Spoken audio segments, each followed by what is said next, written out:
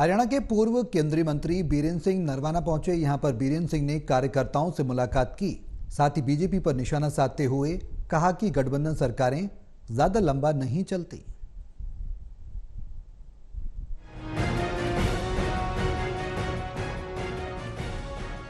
पूर्व केंद्रीय मंत्री बीरेंद्र सिंह नरवाना पहुंचे। यहां पर कार्यकर्ताओं से भी मिले। इस दौरान उन्होंने कहा कि आपने 24 साल ऐसे देखे होंगे जब किसी भी पार्टी को स्पष्ट बहुमत 1989 से लेकर 2014 तक नहीं मिला था। वो सरकार चलती तो थी, लेकिन सरकार की जो गति है, सरकार की अगली सोच की नई मंजिलें तय करने की कमजोर पड़ जाती है।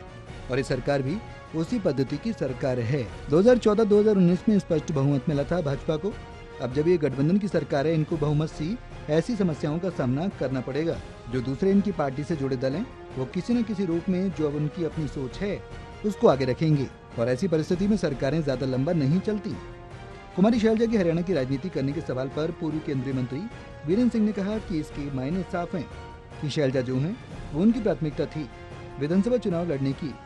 ये भी कहा कि जो हाईकमान चाहेगा वो भी करने को तैयार हैं।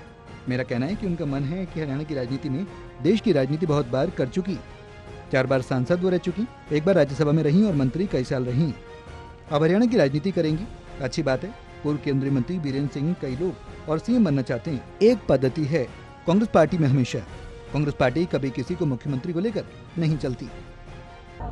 जब ये गठबंधन की सरकार है तो इसको बहुत सी ऐसी समस्याओं का सामना करना पड़ेगा जिसमें दूसरे जो इनके पार्टी से जुड़े हुए 2 दल हैं वो किसी न किसी रूप में अपनी जो उनकी सोच है उसको आगे रखेंगे। और ऐसी परिस्थिति में सरकारें ज़्यादा लंबा नहीं चलती कि शैलजा जो हैं वो उनकी प्राथमिकता थी विधानसभा का चुनाव लड़ने की, लेकिन उन्होंने ये भी कहा कि अगर पार्टी हाईकमांड चाहेगा तो जो भी वो करने को तैयार हैं। अगर वो पार्लियामेंट के लिए कहेगी पार्लियामेंट के लिए लड़ूंगी।